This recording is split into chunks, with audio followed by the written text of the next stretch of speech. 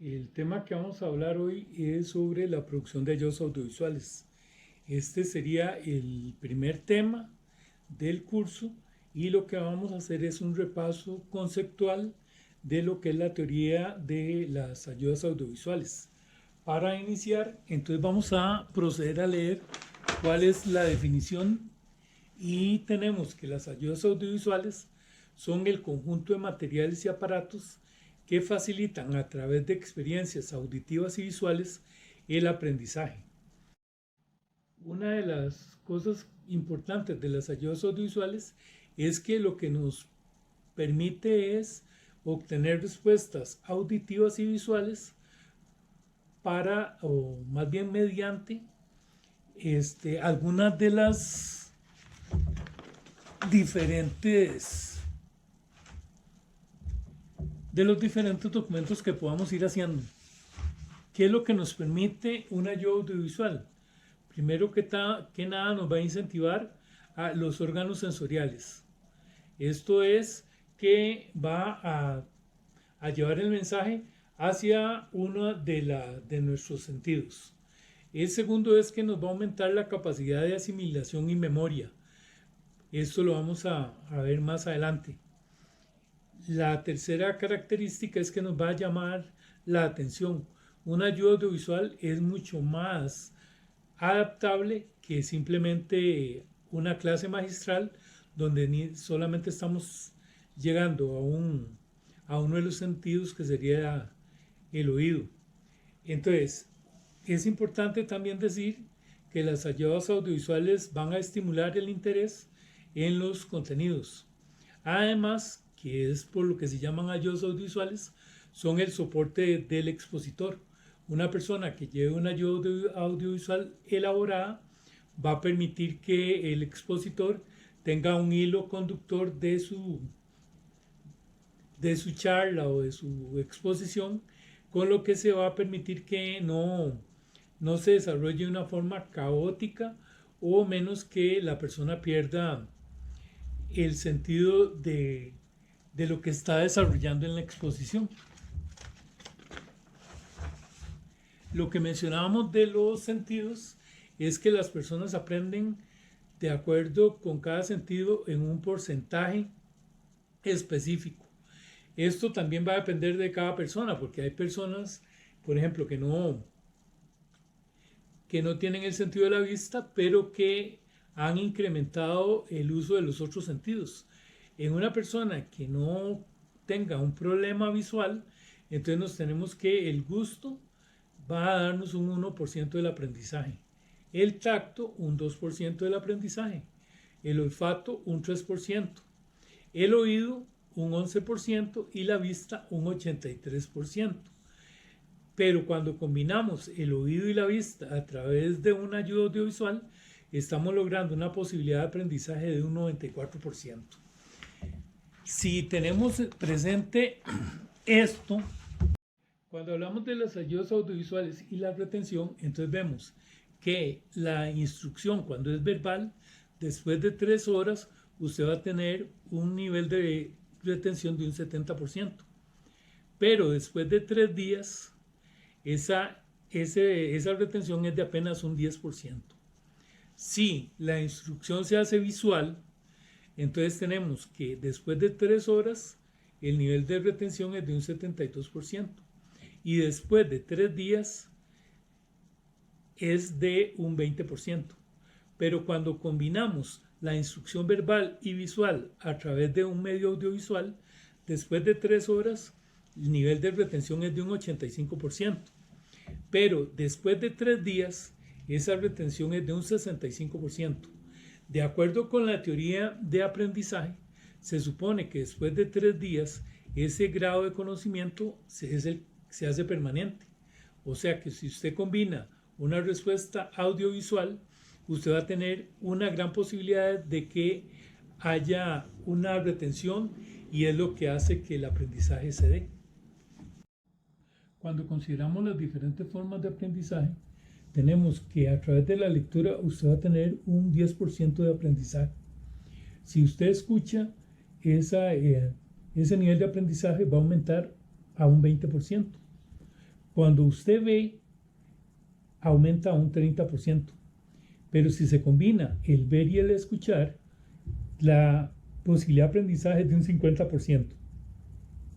Cuando se logra pasar a un nivel superior, que es cuando se puede discutir, entonces la posibilidad de aprendizaje es de un 70%. Pero si además de que usted dice, usted discute y usted hace, esa posibilidad de aprendizaje es de un 90%. Muchas de las actividades de aprendizaje se quedan muy cortas porque solo se desarrolla una de las posibilidades de retención. A veces los cursos están muy cargados solo de lectura, a veces están muy cargados de una experiencia magistral, o a veces están cargados simplemente de la proyección de algún material audiovisual. Pero este material audiovisual no se discute, con lo cual se está perdiendo una gran posibilidad de aprendizaje, ya que lo más importante es que se diga, que se discuta, pero que se haga. Un aprendizaje que no lleva a la práctica, un conocimiento que no lleva a la práctica no va a definir ningún aprendizaje. Por eso es que se ha desarrollado un sistema en educación que se llama los 4 pasos. Los 4 pasos consisten en que el facilitador dice y hace. Una vez que dice y hace en la fase 1, pasa una fase donde el facilitador va a decir y los participantes van a hacer, que es la práctica supervisada. Una vez que se cumple con la práctica supervisada, entonces los participantes son los que van a tomar el rol principal y ellos van a decir y van a hacer, que es la parte crítica. Pero el último paso de esta secuencia es que los participantes hacen y el facilitador va a supervisar ese proceso.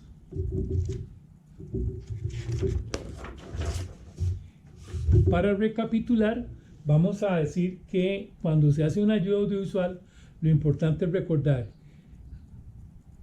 que la ayuda audiovisual va a servir para reforzar el aprendizaje, que va a permitir hacer un clima más agradable de aprendizaje y que va a estimular una activa participación de las personas con las que está interactuando. Las ayudas audiovisuales entonces facilitan la exposición, son versátiles, se pueden utilizar en diferentes lugares, con diferentes tipos de grupo y además se pueden combinar entre ellas para permitir un aprendizaje mayor. Además, cuando hay una ayuda audiovisual se permite una mayor integración entre la plenaria o los participantes. Una fase importante cuando hablamos de ayudas audiovisuales es definir cómo selecciono la ayuda audiovisual.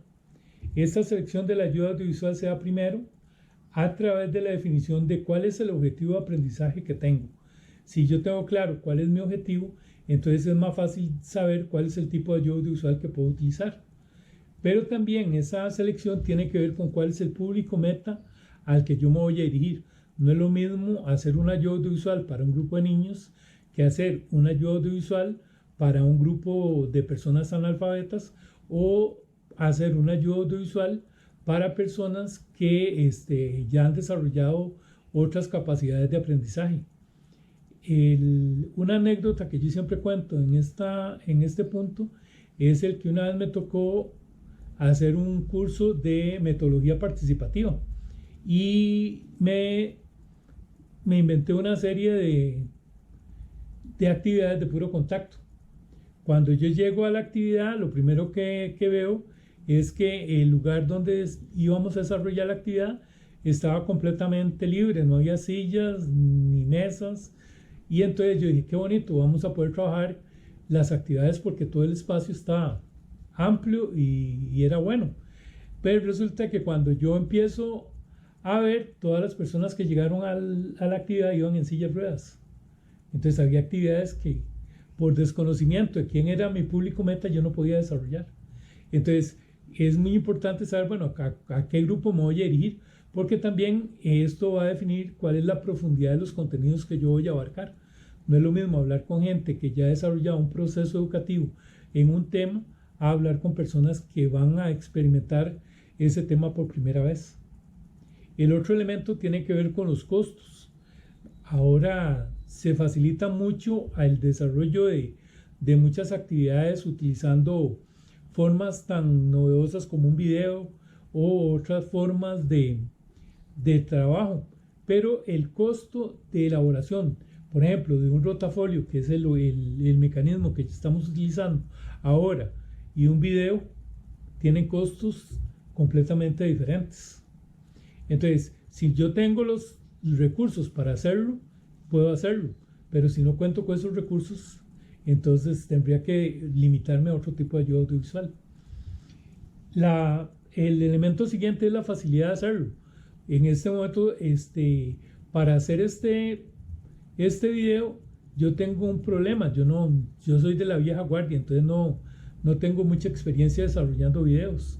Entonces, por suerte, cuento con el apoyo de 2 personas que me están ayudando a que esta actividad de aprendizaje se pueda desarrollar a través del video.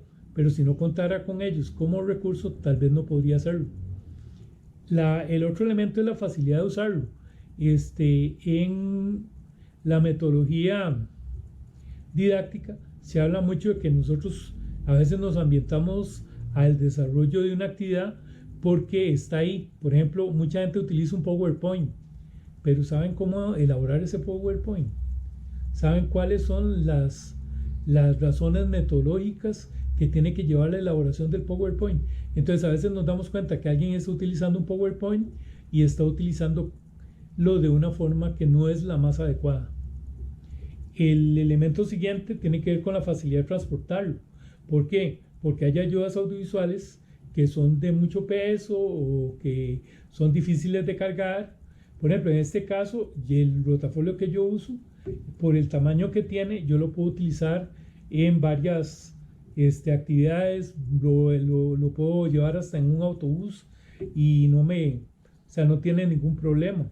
Pero si yo necesitara una ayuda audiovisual más grande, como por ejemplo un episcopio pesa alrededor de 100 libras, o sea, no lo puedo llevar de un aula a otra simplemente porque lo ocupo. Y el otro elemento tiene que ver con el apoyo que tenga el equipo. Muchas veces llevamos una presentación en PowerPoint, pero resulta que la máquina no está adaptada para ponerla, digamos, en un disquete o para ponerla, o a veces las mismas tomas corrientes no están cerca y entonces ya esto conlleva un problema. Cuando uno hace una ayuda audiovisual, entonces un elemento que siempre tiene que tener en cuenta es la posibilidad de contar con un plan B. Si yo tengo un plan B, entonces si donde voy a desarrollar mi actividad no hay un toma corriente, entonces puedo utilizar un rotafolio o puedo utilizar la pizarra. Pero muchos de nosotros a veces nos preparamos solo sobre una ayuda audiovisual y entonces esto puede hacer que nuestra actividad caiga.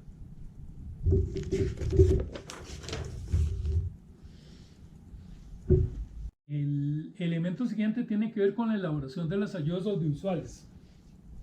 Esto es general para cualquier ayuda audiovisual.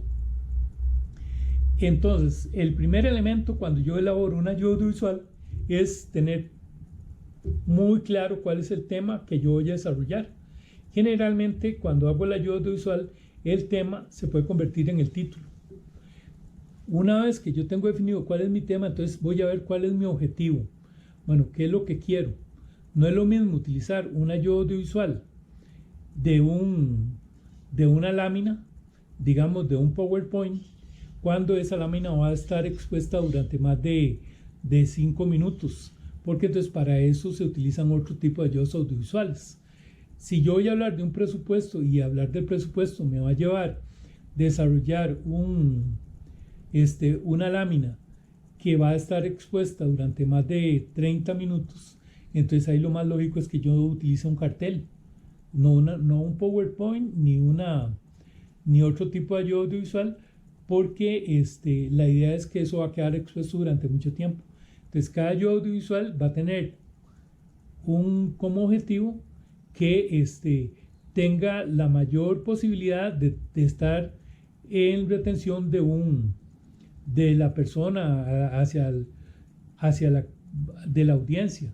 Entonces, si mi objetivo es plantear cómo se hace un presupuesto, entonces yo puedo combinar varias ayudas audiovisuales, y si la lámina que voy a utilizar va a durar en exposición más de 5 minutos, entonces debería buscar un cartel o el uso de una pizarra o hasta la misma entrega de un documento que le facilite a los participantes.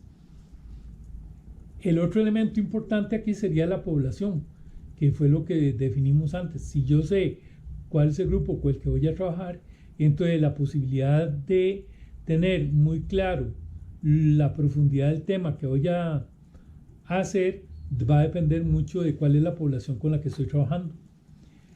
Una vez que tengo definido esos tres elementos, entramos a la definición de los contenidos.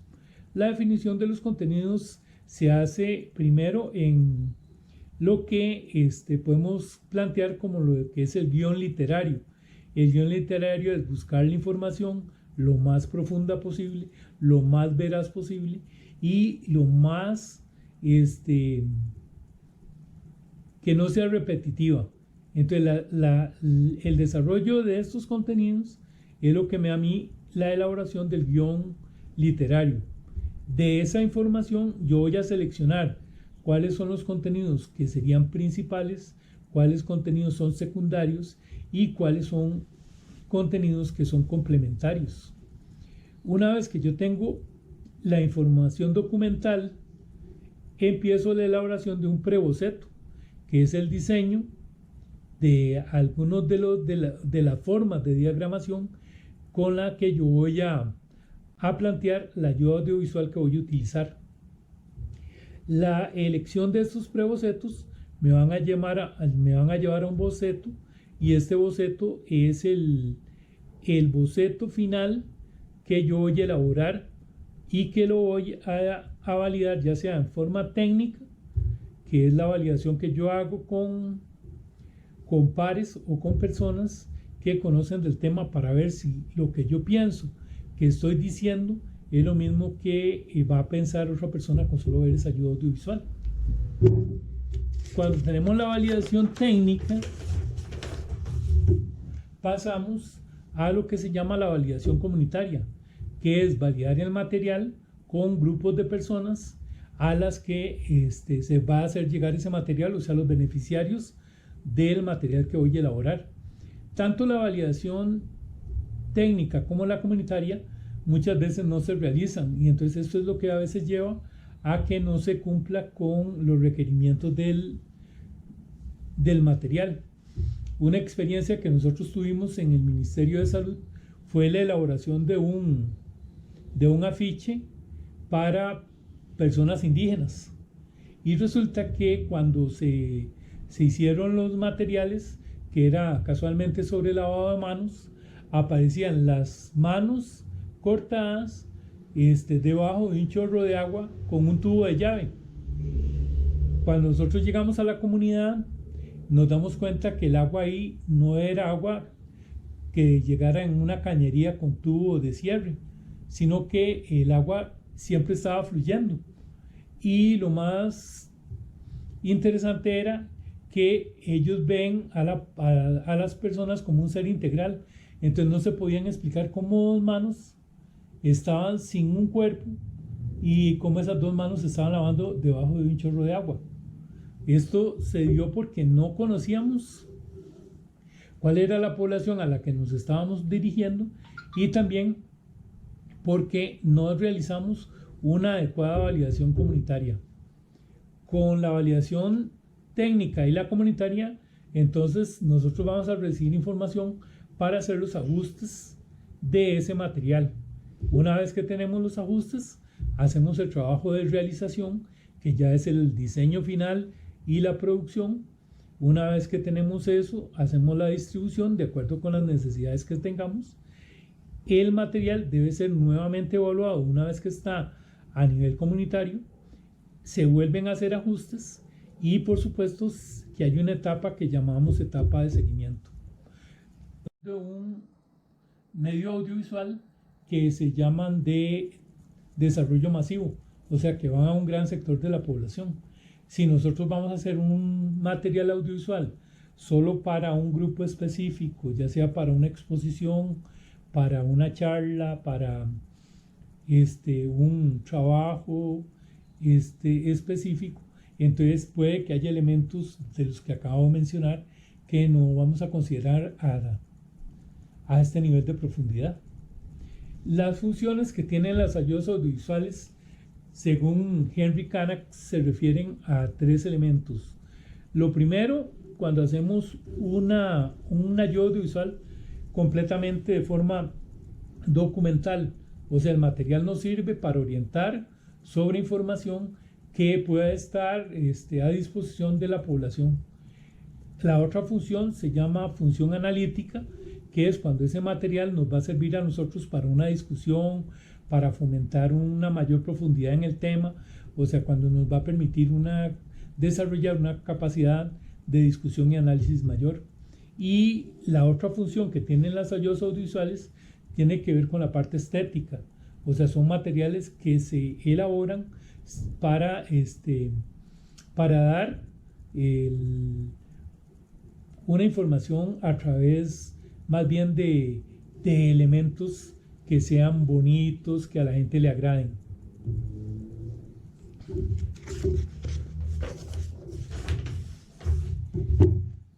Como no todo es bueno, entonces vamos a hablar de cuáles son las desventajas que tienen las ayudas audiovisuales. La primera desventaja es que muchas veces cuando llevamos ayudas audiovisuales las llevamos por ornato.